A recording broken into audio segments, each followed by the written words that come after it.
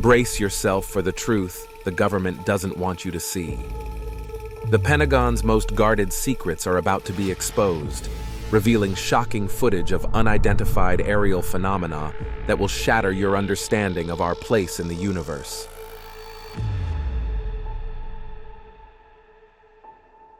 Antonio Villas-Boas was plowing fields when he saw what he described as a red star in the night sky that approached him, growing in size. The craft began descending to land in the field, and he decided to leave on his tractor, but its lights and engine died, so he decided to continue on foot. However, he was seized by a 5-foot-tall humanoid who was wearing gray coveralls and a helmet. Its eyes were small and blue, and instead of speech, it made noises like barks or yelps. 3 similar beings then joined and dragged him inside their aircraft. Once inside the craft, Antonio said he was stripped of his clothes and covered from head to toe with a strange gel. He was then led to a large semicircular room through a doorway that had strange red symbols written over it. They then took blood from him and took him to a third room where some kind of gas was pumped into the room, which made him violently ill. Shortly after this, Antonio was joined in the room by another humanoid. This one, however, was female, very attractive. Antonio was then given back his clothing and taken on a tour of the ship by the humanoids. He was then escorted off the ship and watched as it took off, glowing brightly.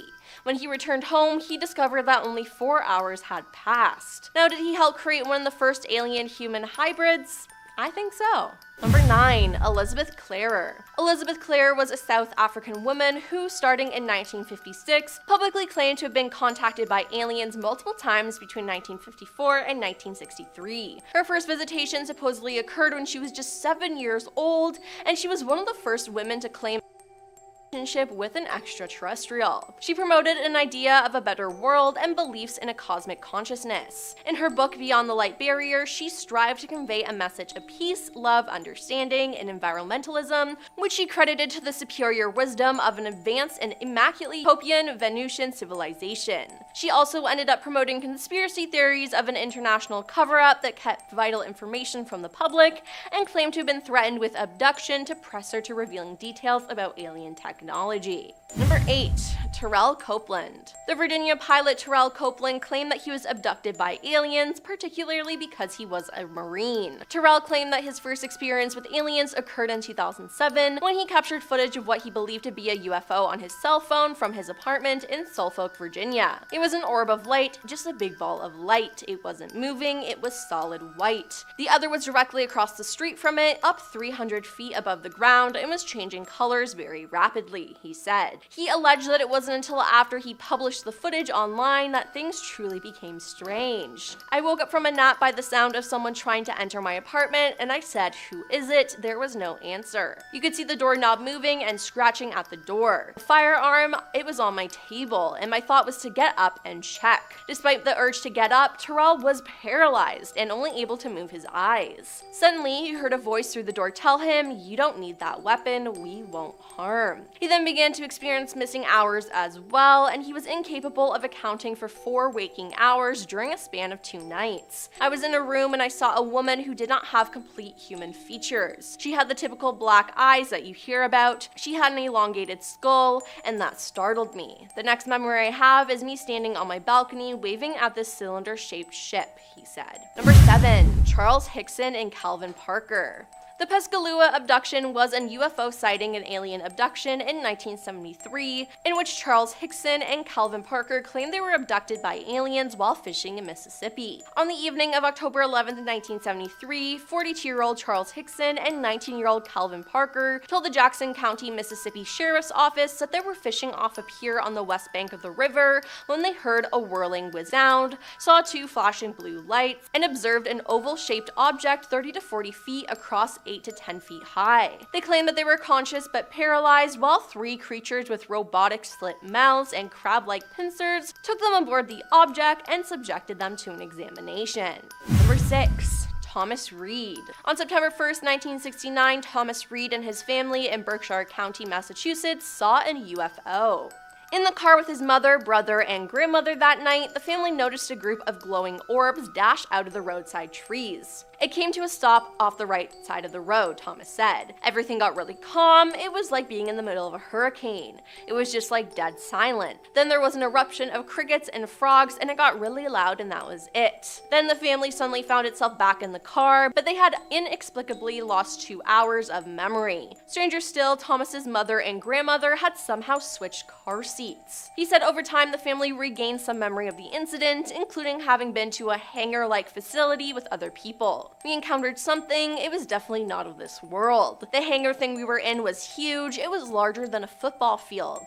The hallway we had seen was circular with a Y configuration, almost to control the flow of traffic, and this one room had a bowed-in wall that was round, he said. Number 5, Whitley Strieber. Whitley Strieber had written fiction for more than 40 years, and he said his writing streak was interrupted one night in the late 80s by an alien abduction in upstate New York. The alleged incident occurred on the night of December 26, 1985, as Whitley slept alone in his cabin in the woods. Woken by a strange noise, he saw a small non-human entity approaching his bed. Then suddenly it was morning. According to him, beings that he has since referred to as visitors entered his home and abducted him. Now, he also detailed another alien encounter that he claims took place in Toronto. Asleep in his Delta Chelsea hotel room in the middle of the night on June 6, 1998, Whitley claimed to have been visited by another mysterious stranger. I got up to open the door thinking it was a room service waiter. It was not. It was a man I described as about 5.5 feet tall, older looking, like someone in his 70s.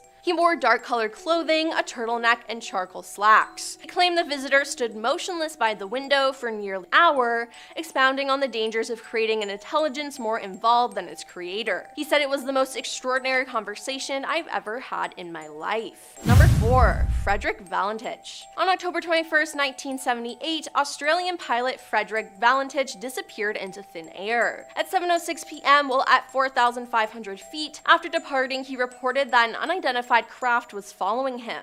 Melbourne Flight Service insisted that there was no traffic near him, but the pilot was adamant. He explained that it had 4 bright lights and suddenly passed 1,000 feet above him at a remarkable speed. For 5 straight minutes, Frederick described its movements and shiny metallic exterior. Suddenly, he experienced engine trouble and said the aircraft was hovering and it's not an aircraft. Then they never heard from him again. The last sound radio officials heard was a metallic scraping sound. Now, authorities presume that he had crashed, but a later search of the area yielded nothing.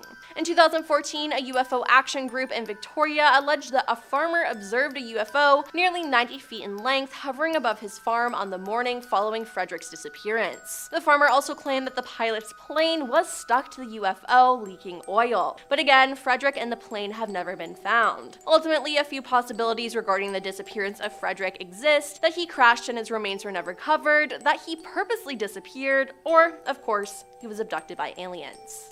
Number 3, Audrey and Debbie Hewins. Twins Audrey and Debbie Hewins said they were abducted by aliens. I was probably about 5 years old or so, said Audrey, and a bright blue light would come into the room and the door would open, and there would be like a foggy kind of misty blue light just shining through the whole house, and these 2 figures would come in. We have been up in crafts and seen our house from above. They're very good at mind erasing, or whatever you want to call it. They'll leave you with bits and pieces of things that you can remember. Debbie added, I remember one time being on a spaceship and standing there on the spaceship and the floor and the walls disappeared. They started doing all kinds of experiments on us when we were 12. While she was initially hesitant to come forward, Audrey claimed that after a non-human entity saved her life from drowning in the ocean, she was inspired to dedicate her life to openly discussing her alien abduction experiences. Number 2, Travis Walton. On November 5th, 1975, Travis Walton was abducted by aliens, and he didn't return for 5 whole days. Travis's abduction began after working at the Site Graves National Forest near Heber, Arizona. Travis and a 6-man group of loggers were returning home when they allegedly spotted a shiny disc spanning 40 feet in diameter hovering in the sky above them.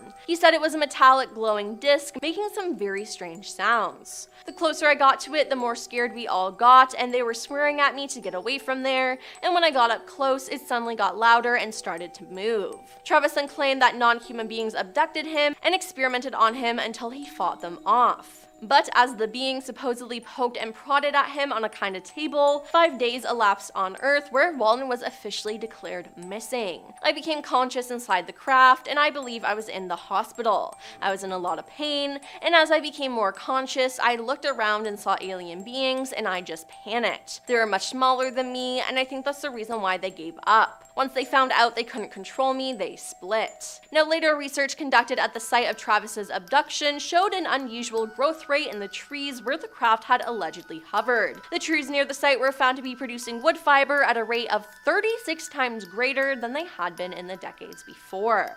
And coming in number 1 is Dr. Albert Bender. One of the most famous instances of alien invasion was the case of Dr. Albert Bender. Albert was a very intelligent researcher with an interest in aliens and UFOs, and even founded the International Flying Saucer Bureau. It was successful as he began to gather lots of alleged evidence related to UFOs, but soon he began seeing strange men watching him around his town, reportedly with glowing eyes. Then one night in 1953, 3 men in black showed up to his house. The mysterious men looked at first to be government agents, but he soon discovered they were something from a completely different realm. The men made it clear to Albert that he was to immediately stop all UFO research and investigation and to cease any publishing. They then confiscated most of his findings before threatening him once more and vanishing.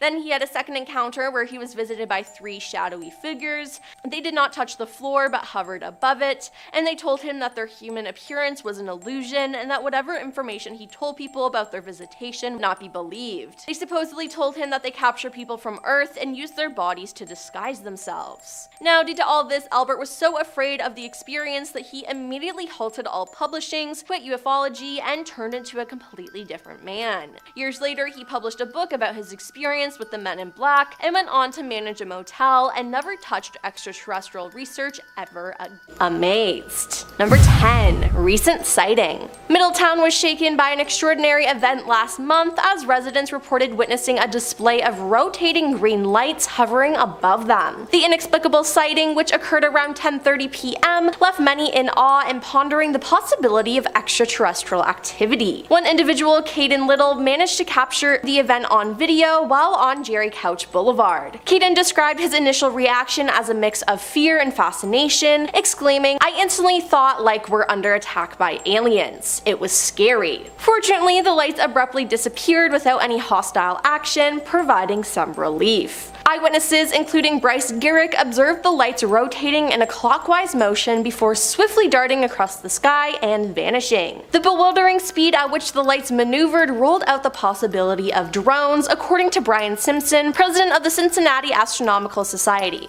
So what was it? Who knows, but my bet is aliens. Number 9. The coin incident. At 7:30 p.m. on October 18, 1973, American Airlines Flight 21 encountered a UFO near Mansfield, Ohio, and reported it. This would be the first of dozens of sightings reported in the area that night. However, the most astonishing one took place 3 hours later and became known as the coin incident. Sometime after 10:30 p.m., an Army Reserve helicopter piloted by Captain Lawrence Coyne and a crew of 3 men was flying from Columbus to Cleveland when, somewhere around Mansfield, they noticed a red light on the horizon. They then realized that the object was heading straight for them at a high rate of speed. Coyne quickly descended to avoid collision, but as the men were preparing for impact, the object came to a halt in front of them and projected a green, pyramid-shaped beam over the helicopter. At the same time this was happening, the men reported the helicopter being pulled up and towards the UFO. However, it then let go and darted out of sight. The incident lasted 5 minutes. The men described a gray, metallic-looking dome-shaped object with a red light on one end and white light on the other. Now, interestingly, after the incident, according to one crew member, the helicopter never worked right again. Now, this whole incident was seen from the ground by a mother and her 2 children who pulled their car over to watch what was going on.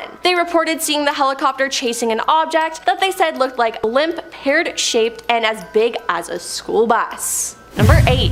Earliest photographs. A photo taken in St. Paris, Champaign County in 1932 is considered one of the earliest possible photographs of a UFO ever recorded. It shows George Sutton, a local resident, and what appears to be a classic UFO-shaped object over his left shoulder. Skeptics say the object is simply a street lamp, but according to the folklore that surrounds this image, there were no electric streetlights along this road in 1932, nor are any wires or poles visible in the image. Now, this photo is intriguing because it predates the flying saucer craze of the late 1940s and 50s. It was taken before the alleged Roswell UFO crash in 1947, and it was 6 years prior to the broadcast of the War of the Worlds in 1938, when some people believed aliens were attacking Earth. In other words, the person who took this photograph either captured a street lamp, a real UFO, or was way ahead of the curve in terms of pulling off a good hoax. But I'd like to think it's a real UFO. Number 7. The Carnival. As a way to raise money, Father Gregory Miller decided to host a carnival in August of 1949. The church sought help from Sergeant Donald R. Berger, and on the first night of the carnival, sometime after 8 p.m., he was operating the searchlight when it came upon a massive object in the sky. His log states the object was stationary, appearing as a glowing disc. When I moved the searchlight away, the disc continued to glow. He estimated the object to be around 25,000 feet high and reported that the sky was clear with a thin haze at altitude. More than 100 people saw the object that night, including Father Miller. Maybe nothing more would have come from this incident, but the next day, local newspapers carried stories about strange lights being reported all over Cincinnati, not just at the carnival. At least 3 major newspapers in the area ran stories about the sighting, so it definitely was something.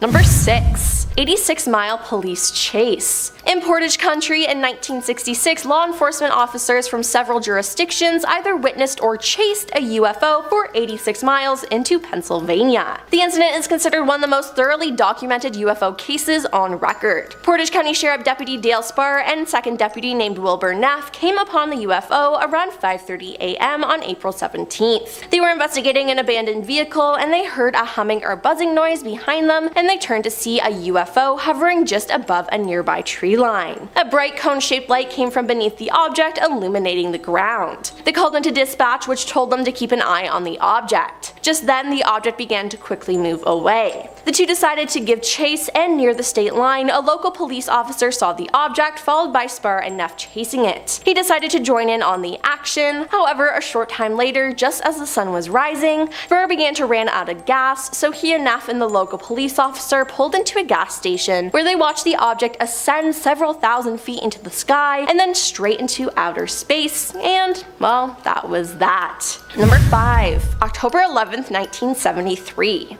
October 11th was quite the night for Ohio residents, as there were many UFOs spotted. In Dayton, at least 15 sightings were reported. Many witnesses reported seeing objects covered with red, green, and blue lights hovering over treetops in the area. A Montgomery County Sheriff's deputy reported seeing an oblong object covered with lights that appeared stationary in the sky at treetop level for several minutes until he tried to shine his cruiser spotlight on it. It then zoomed towards him and then shot straight up in the sky. Then in Troy, according to an article in the Columbus Dispatch from October 12, 1973, titled UFO Reports Proceed Boom, on October 11th, Troy patrolman Early Thomas and about 100 Troy residents said they watched a hovering red, green, and white object move across the southeastern sky. Now, just to note, this happens to be the direction of Wright-Patterson. About 15 minutes later, law enforcement agencies in Miami, Champaign, and Logan counties received hundreds of telephone calls after a sonic boom was heard. They received more calls when a second sonic boom was heard just after midnight, and it seems like the aliens had something special planned for that day to me.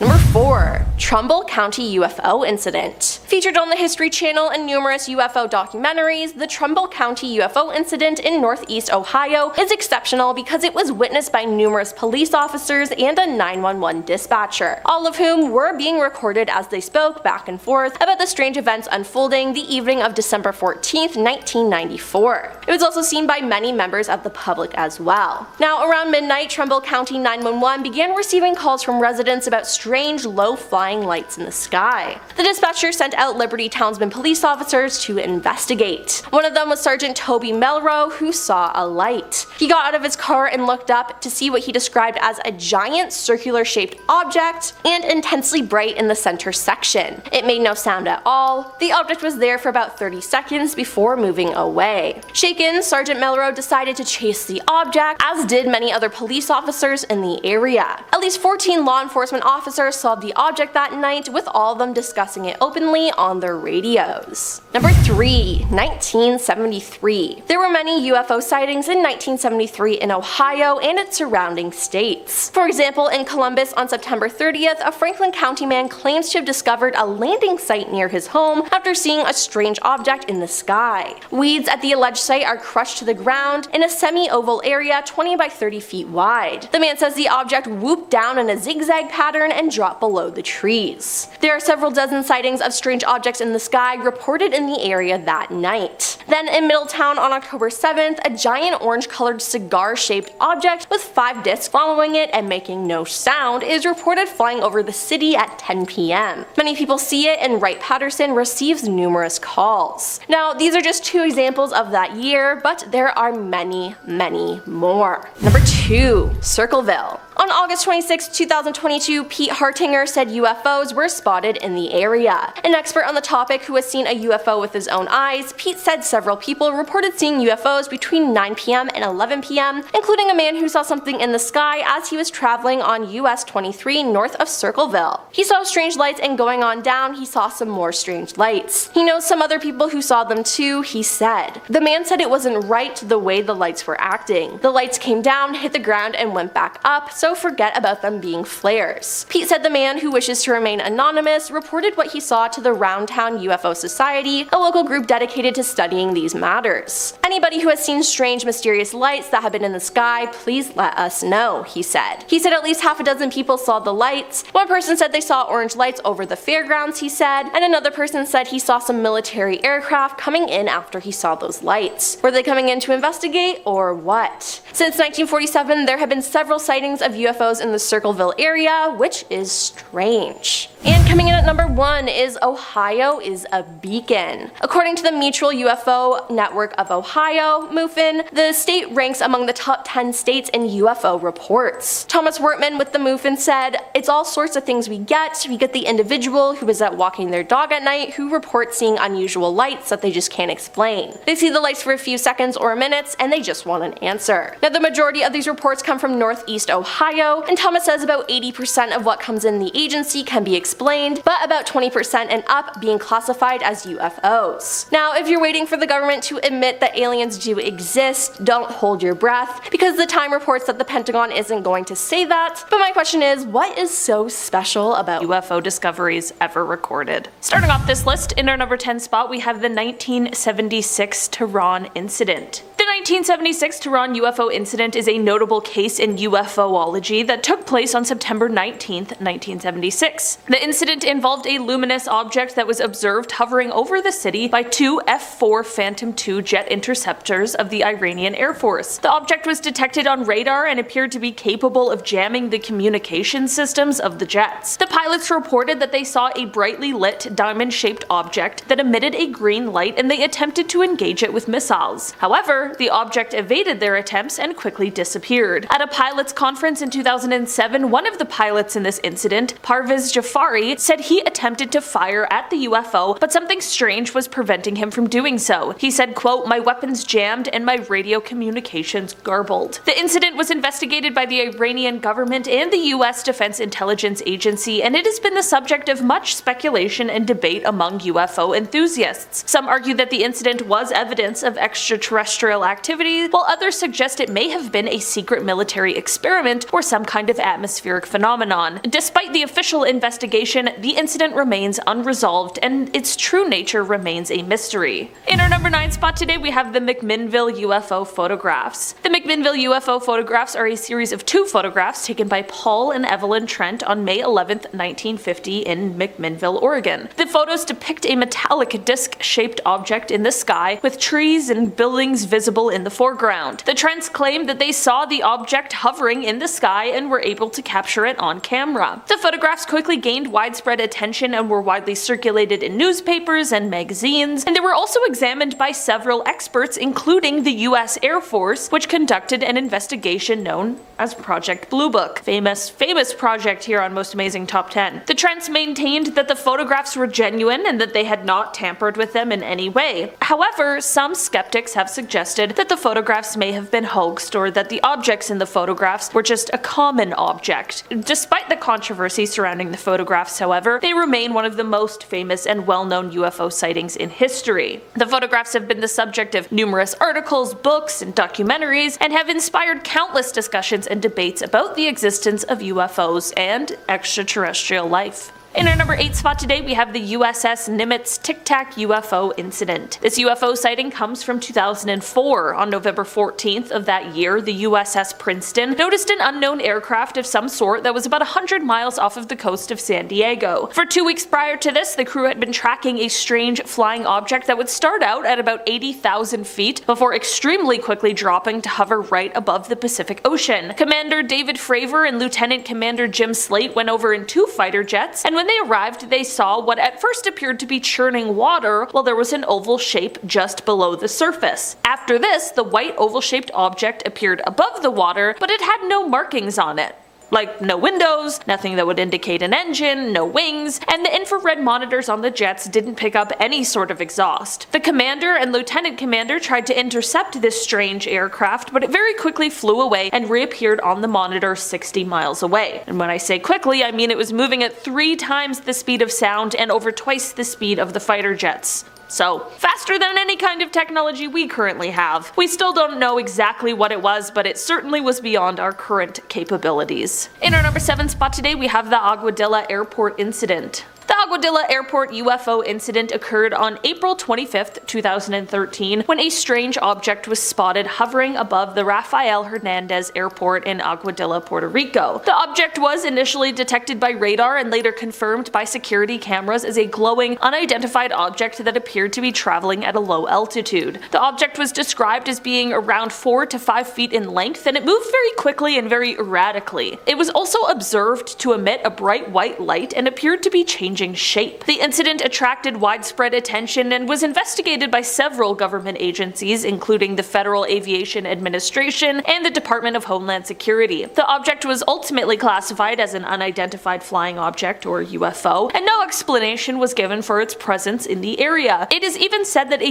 US Customs and Border Protection aircraft actually captured infrared video of the incident that was given to the Scientific Coalition for UFOlogy by a whistleblower. This video is said to show the UFO traveling at super low altitudes, sometimes lower than the treetops, but at speeds close to 100 miles per hour. The Aguadilla Airport UFO incident is considered one of the most significant UFO sightings in recent history due to the high level of documentation and the involvement of government agencies. It continues to be a topic of discussion and speculation among UFO enthusiasts and researchers, and has contributed to ongoing efforts to uncover the truth about the nature and origin of UFO sightings around the world. In our number 6 spot today, we have the Project Blue Book sighting. Air Force Lieutenant Colonel Richard French was once tasked with being an investigator for Project Blue Book, which was the name used to describe a study of UFOs conducted by the United States Air Force from March 1952 to December 17, 1969, when the project was terminated. Okay, we talk about Project Blue Book a lot. You gotta know what it is. While his job was meant to be to investigate and essentially debunk UFO sightings, later in life he took to Congress to stand up and explain his own UFO encounter that he was never able to explain away. The moment that truly stuck with him all of these years took place back in 1952 when he was sent off to Newfoundland after there were reports of a UFO that had crashed off of the coast of St. John's. As he arrived to the scene, there were at least 100 people who all stood and stared into the water, and as he was able to follow their gaze and see what they were all looking at, he couldn't quite believe his eyes. He recalled the water being quite clear, and under it you could see 2 circular triangular crafts, each one approximately 18 feet in diameter. He said that they were both floating just below the surface of the water, no more than 20 feet from the shore, and not only this, but he could also see two beings with the crafts. He said, quote, "The first thing I saw was the UFOs, and it was apparent to me that they were doing something to the craft, and I couldn't really tell what because they were on the bottom side of it and not visible to me except when they would occasionally get over to the side where I could see them." He claims he watched on as the beings worked on the craft until one of them raised out of the water and disappeared, but not before accelerating to speeds in the neighborhood of 2,500 to 3,000 miles per hour. In our number 5 spot today, we have the Coyne-Mansfield helicopter incident. The Coyne-Mansfield helicopter UFO incident occurred on October 18, 1973, when 4 members of the Ohio Army National Guard were flying in a helicopter over Mansfield, Ohio. Suddenly, they encountered a large metallic disc-shaped object that was hovering in the sky. The object began to move towards the helicopter, causing the crew to take evasive maneuvers. Despite their efforts, the object continued to follow them, eventually passing overhead and disappearing into the distance. The crew reported the incident to their superiors, and an investigation was launched by the military and the Federal Aviation Administration. The incident received significant media attention, and it remains one of the most compelling UFO sightings on record. What makes this incident particularly intriguing is the credibility of the witnesses. The crew were all experienced pilots with military training, and their account of the incident was corroborated by radar data and other witnesses on the ground. Despite extensive investigations, no satisfactory explanation has ever been offered for what they saw that day. In our number 4 spot today, we have Apollo 11. So we can sit here on Earth all day and talk about the potential for alien life and UFOs, but who would know more than the people who have actually been to space, which are of course astronauts. Definitely on the list of coolest and scariest jobs in the world, there haven't been a ton of people who have had the unbelievable privilege of experiencing space firsthand, but there are even less of them who have claimed to see something that seems completely unexplainable. People who have claimed these sorts of things include Edgar Mitchell, Catherine Coleman, and Dr. Brian O'Leary. The very interesting part about many of these claims is that they also include some sort of government cover-up as well with their claims. There was also Buzz Aldrin, who spoke about his Apollo 11 experience, and he detailed the crew seeing something flying alongside them, and at first they believed it was the final stage of a detached rocket, but then Mission Control confirmed that it was actually 6,000 miles away from them, leaving them with no answers on what the flying object could be. I can't imagine going to space at all, let alone encountering a UFO flying right beside you. Also, I can't believe that I hadn't heard of that story before, because to me, that sounds like full-blown alien contact. In our number 3 spot today, we have the Go Faster video. In 2017, after the existence of the Advanced Aviation Threat Identification Program became more well known, a video was released of an encounter between an FA-18 Super Hornet and some sort of unidentified flying object. This video was the third in a series of 3 videos, and there weren't a ton of details released about exactly what happened during this encounter. Using the Raytheon Advanced Targeting Forward-Looking Infrared Pod, they were able to capture an extremely fast-moving white oval that was around 45 feet long. The oval had no wings and didn't appear to have any kind of exhaust either. They were tracking the UFO at an altitude of 25,000 feet just above the Atlantic Ocean, and then they were shocked as the craft rotated on its axis and flew away. There was no explanation released with the footage because it truly is unbelievable and currently unexplainable. In our number 2 spot today, we have the Delphos Ring incident.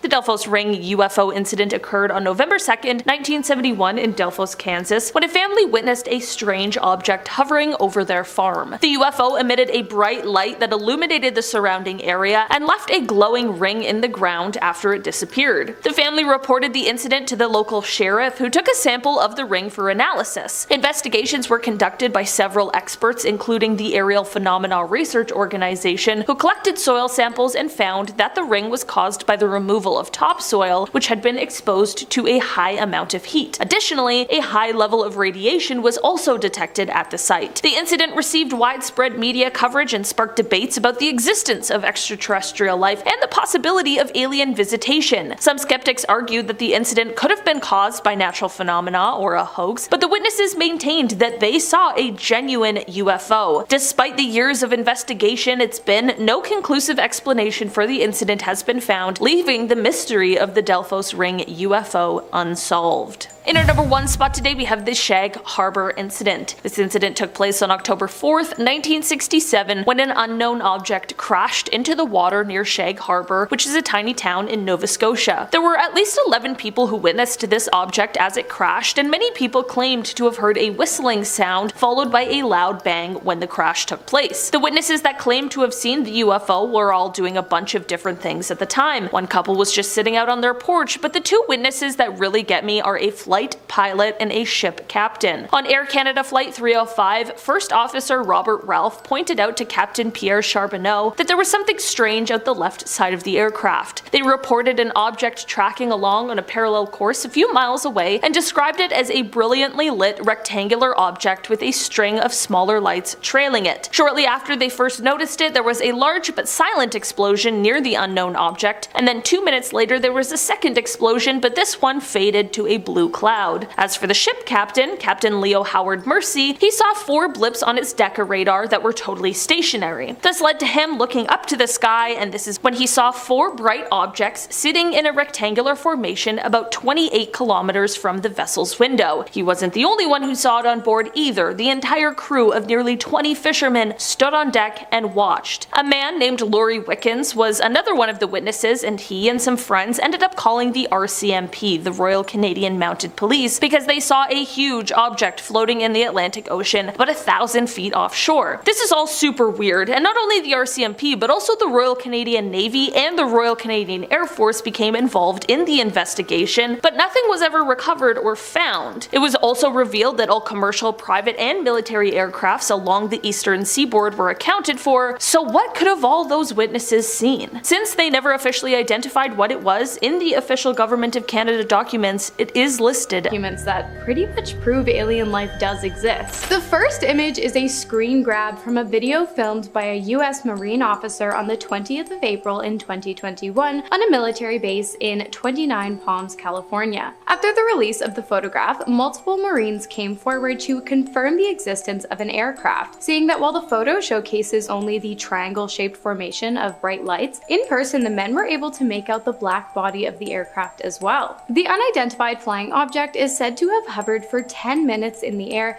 before it suddenly vanished without any trace. The men were able to rule out flares for being the cause of the mysterious lights, but were never able to figure out exactly what they saw that night. However, it appears the footage has not been taken lightly, as the Pentagon has started an investigation into just what exactly was seen on the night of April 20th of 2021 in the skies above the 29 Palms military base. Next up, we have a series of photographs taken by cosmonaut Ivan Vanger in August of 2020 whilst aboard the International Space Station that appears to depict 5 unidentified flying objects flying at the same speed while maintaining the same distance between each other as well as their surroundings, moving in a straight line just above the Earth's curved horizon visible in the night sky. Vanguard, both surprised and curious, took to Twitter, now named X, to share the footage in hopes of getting some clarity as to exactly what he was looking at. In an exciting unfolding of events, his tweet was picked up by the Russian space agency Roscosmos, and a spokesperson revealed that experts were in fact studying the video in an attempt to determine what exactly Vanguard had managed to capture. Did you guys know that Japan was a major hotbed for UFO activity? Because I didn't. But apparently the Pentagon does? In fact, UFO sightings are so common in Japan that its military has reportedly ordered all pilots to disclose any and all identified flying objects directly to the Japanese government. Not only that, but Japanese self-defense forces have also undergone extensive training in relation to UFO sighting protocol. To date, 6 alleged encounters between pilots and UFOs have been reported to the Japanese government, one of which was recorded, and depicts 10 white circular balls flying through the skies of Osaka in Japan. While the government has yet to publicly comment on any of the incidents, the update of self-defense protocol alone is pretty telling. The next image was shared by a pretty reputable source, National Geographic. The image was captured by Sergio Loaiza on September 4th of 1971 during an aerial survey of Lake Cote.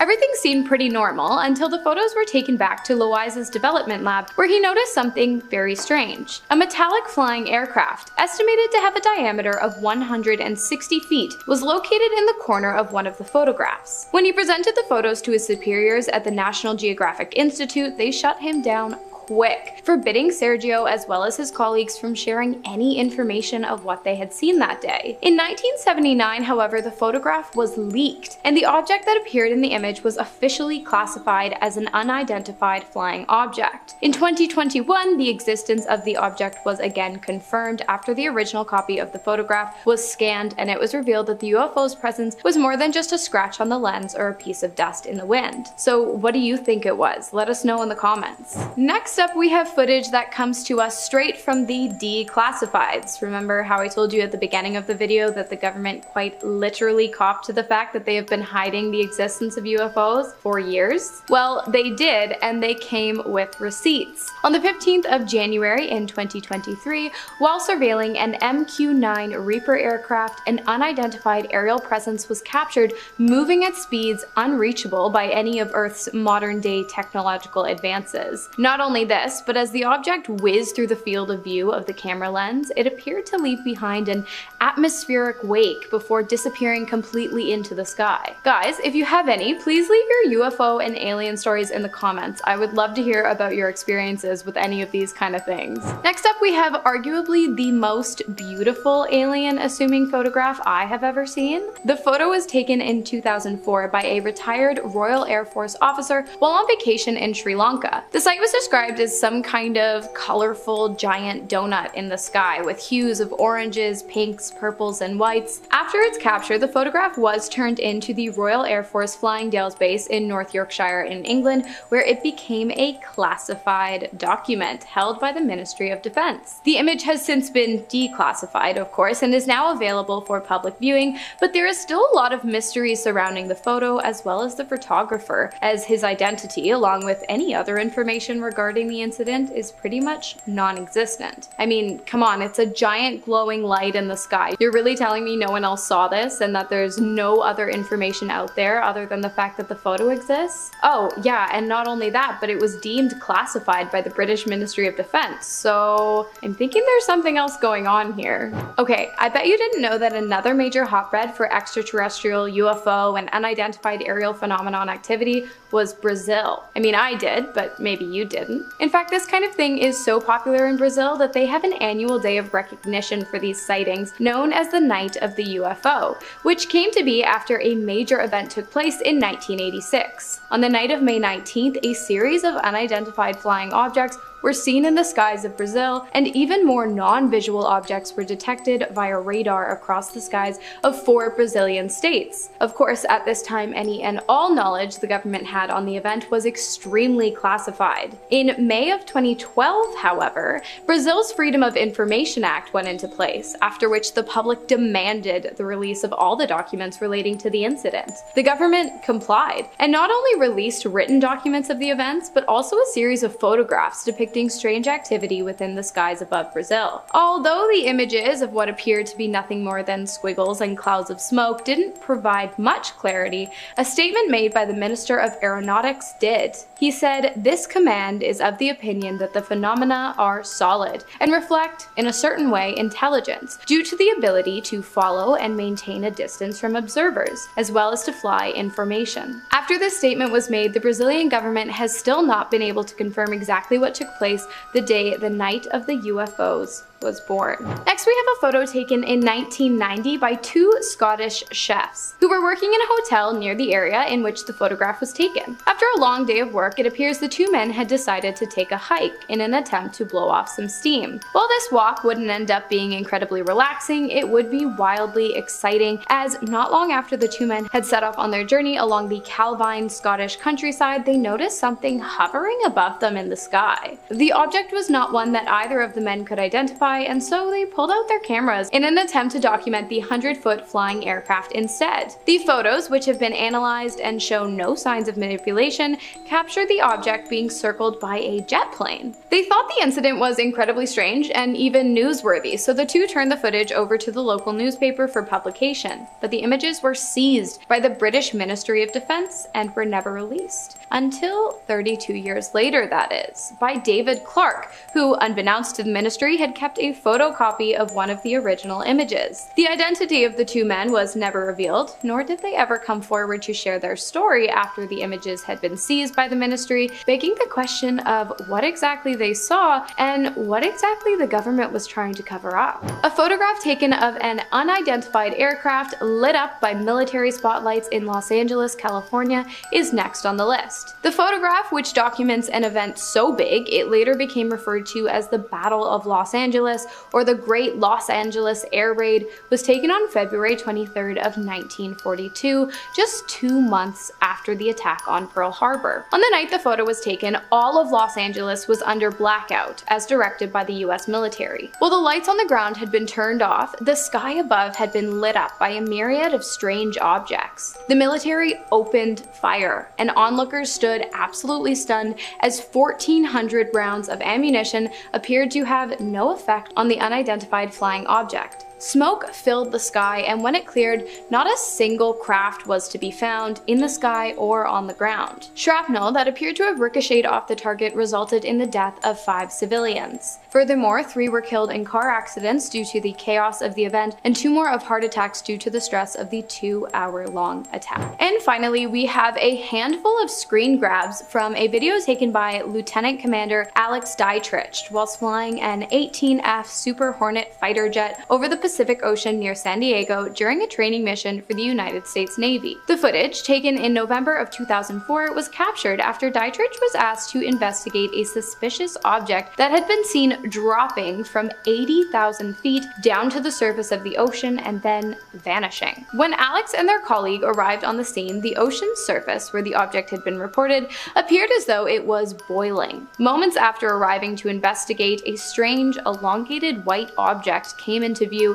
and was captured on video hovering above the water before it disappeared into the sky at an impossible speed, leaving no wake in the oceans below. While the footage has been confirmed to be authentic by the United States Department of Defense, the object itself, along to this day, a top secret exchange program between the United States government and planet Serpo, located in the Zeta Reticuli star system, aka the planet of the short grays. The project was allegedly created under the administration of President John F. Kennedy after the US government saved the life of an alien, EBO-1, who crash-landed on Earth back in 1947. Entirely grateful and forever indebted to humanity, the alien began working with the US government and teaching them about his home planet, Serpo. When EBO-1 died, he left behind communications technology, which the government then used to eventually get into contact with other Serpo natives. That is when the government made arrangements to send 12 specially trained astronauts to planet Serpo so that they may learn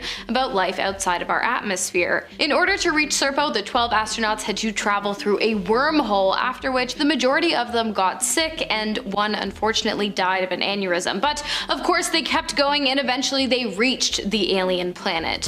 For a decade they studied life on Serpo before returning home and assuming entirely new identities in order to protect the security of the mission. Fair enough, I suppose. So what are the origins of this Project Serpo tale? Well, like with most conspiracies in the modern age, it started gaining popularity online and took off from there. It all started in 2005 when a series of anonymous emails began circulating among UFO researchers and enthusiasts. These emails, which were allegedly from a retired US government official who remained anonymous, laid out this insane story about an extraterrestrial exchange program. We'll talk more about this anonymous individual later. The Project Serpo story started making the rounds way faster than these types of stories would have back in the day. It was 2005, the internet was still relatively new in the grand scheme of things anyway, and the UFO community was just hungry for new sensational stories. And this one, it's pretty much the definition of sensational. Remember that alien that I mentioned, EBO-1, that crash landed to Earth in 1947? Yeah, well that was actually the Roswell incident of 1947, and also the first time the US government supposedly made contact with aliens. As many of you are probably already aware, in 1947 an unidentified object crash landed on some farmland in Roswell, New Mexico. When Area 51 was alerted of the incident, they rushed to the scene, collected the object,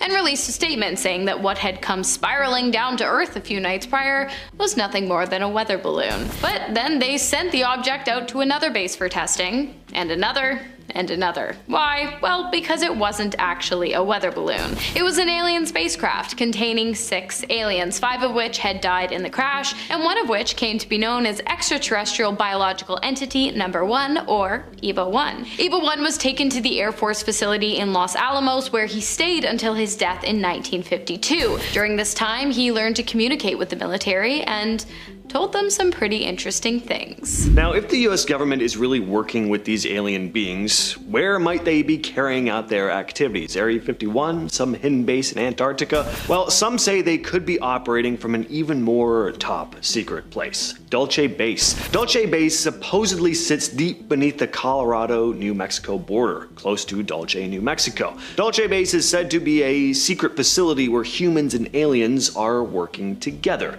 exchanging ideas and doing all sorts of experiments. Multiple levels deep underground with high-tech labs. The rumors are that different alien species, from the Greys, from planet Serpo possibly, to the reptilians, are working hand in hand with the US government. As to what they're trying to accomplish, probably something really fun and good that we don't really need to bother worrying about. Stories about this place really started coming about from a man named Paul Benowitz, who claimed to have discovered an underground base near Dulce, full of gray aliens and humans. His claims caught a lot of attention, but Benowitz's mental health eventually declined, and he ended up in a mental hospital, passed away in 2003. And there's always been this rumor that he was part of a big, widespread misinformation campaign. As I said, during EBA-1's time on Earth, he informed the US government of quite a few things. One being that Serpo natives, Ebans as they are referred to by humans, had actually been visiting Earth for the last 2,000 years, with no issue. But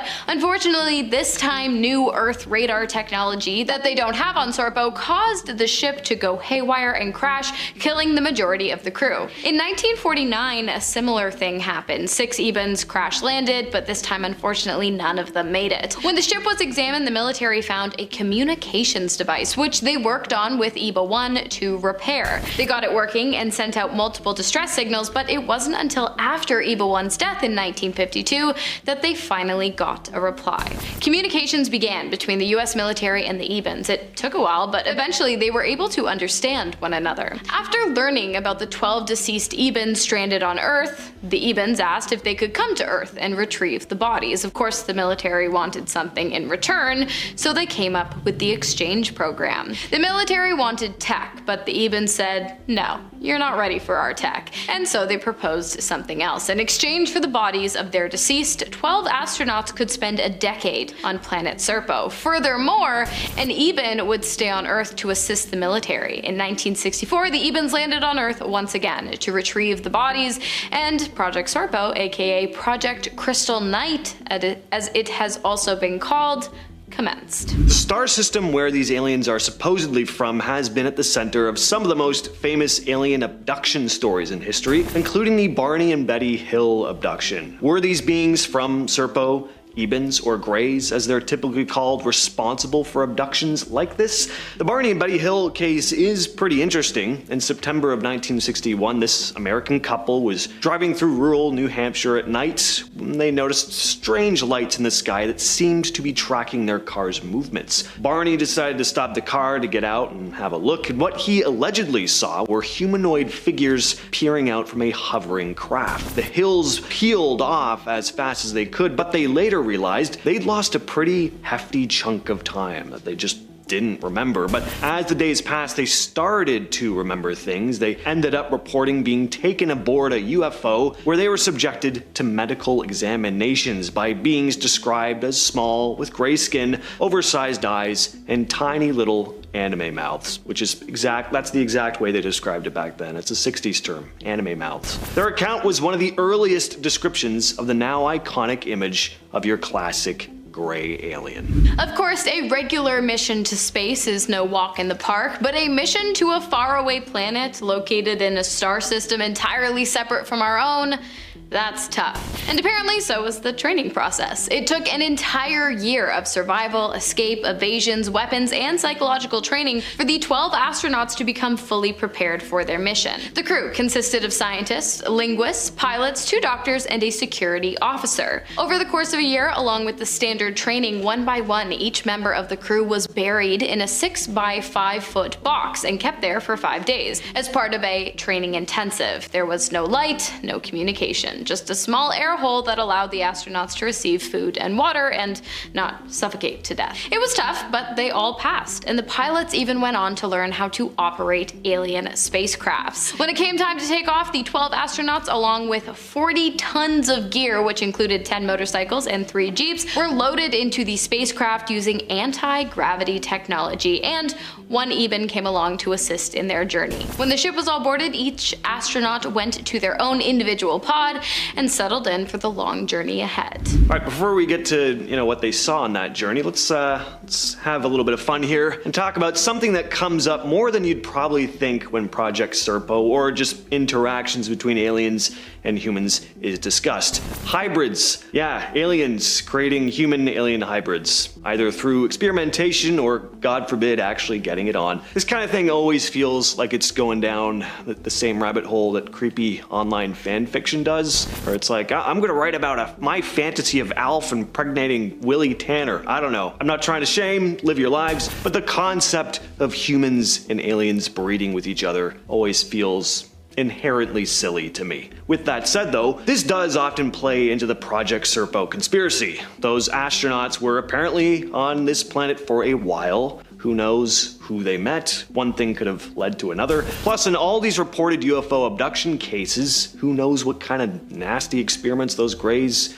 could have been doing. When the crew arrived at Serpo, the first thing they noticed was that it was barren, bright, and hot. Really hot. About 107 degrees Fahrenheit or 41 degrees Celsius. Quickly, they realized why. Planet Serpo had 2 suns, which are shown here in a photograph taken by one of the astronauts. Allegedly. One of the suns was orbited by Serpo, and the other was off in the distance. Because of this, the planet never got dark, and the days were 40 hours long, meaning that their decade-long mission was actually going to take 13 human years. In total, there are about 650,000 Ebens living on the planet in small, separate village communities and houses made of some kind of concrete rubber substance. It was a primitive life, but at the same time, the Ebens were equipped with electricity and incredibly advanced technology. Families generally consisted of a male and female Eben, and each family was allowed to have a maximum of 2 children, which were hidden away until they reached the age of maturity. During their time on Serpo, the astronauts gathered as much information about the Ebens as they could. And if you guys remember, I do believe I mentioned that one of the astronauts died on transit. Apparently the Ebens used that astronaut to clone and create hybrids of, like James mentioned. And it was then that the remaining astronauts realized that they weren't as peaceful as they once thought them to be.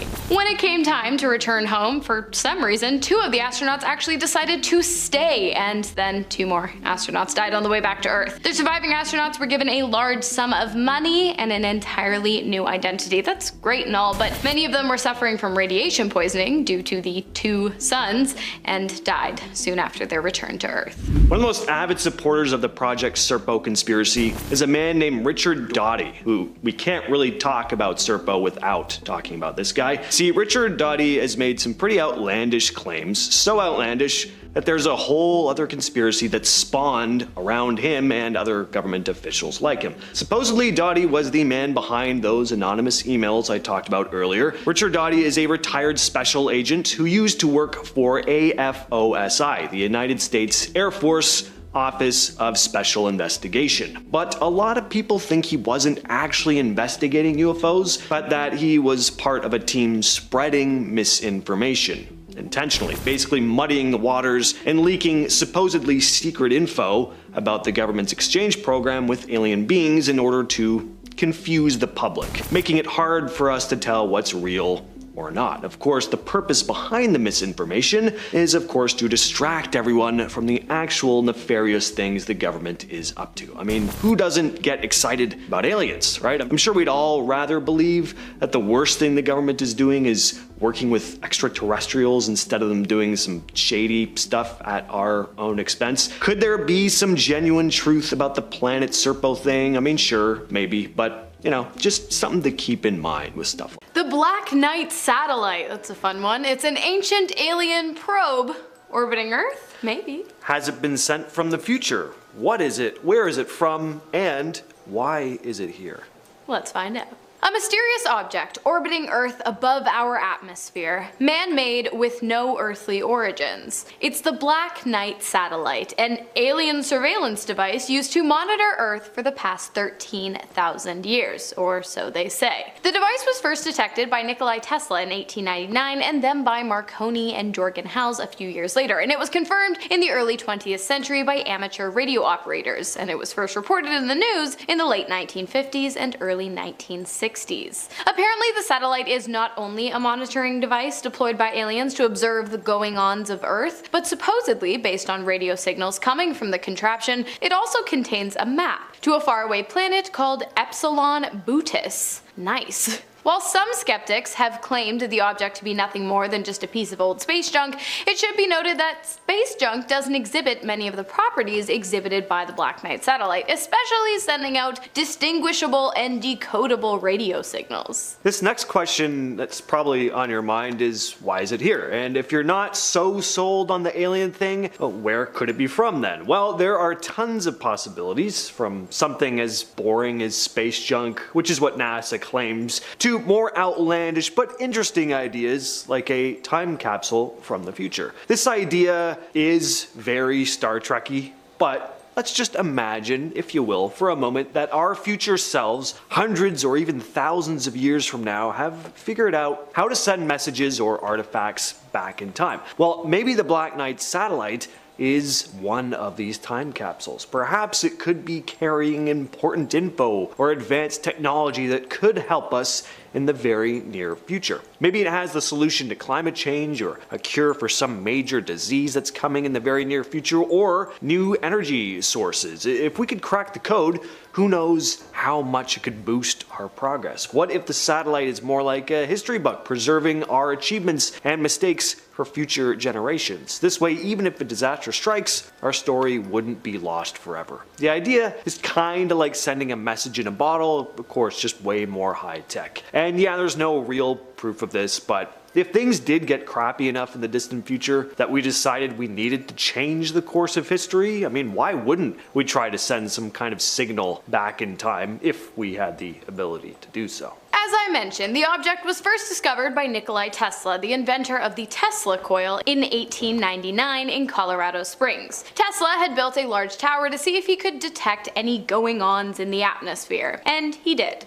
Kind of. When the tower first began receiving transmissions, composed of numbers at regular intervals, he assumed that they were coming from the atmosphere, but it didn't take him long to realize that they were actually coming from above our atmosphere in space. He was quoted in a local paper saying, "I believe numbers are being used for communication because numbers are universal." A few years later, Marconi, the inventor of the wireless radio, intercepted the same signals, and a few years after that, a Norwegian engineer observed something as well. Jorgen Hals noticed that the transmissions coming from the object sent out on a certain wavelength were somehow being sent back to where they originated from a few seconds later, which isn't that weird. I mean, radio echoes aren't unheard of, but what was weird was the timing. You see, generally radio echoes are consistent and take place just a few seconds after the original signal hits its destination, but these ones were different. They were inconsistent, and some took up to 15 seconds to bounce back. The signals became known as long delayed echoes, or LDE, a phenomenon observed many times over the years that is still yet to be explained. So in 1973, Scottish researcher and author Duncan Lunnon claimed to have discovered messages from a supposed alien probe. Lunnon analyzed those long-delayed radio echoes, which are strange signals bouncing back to Earth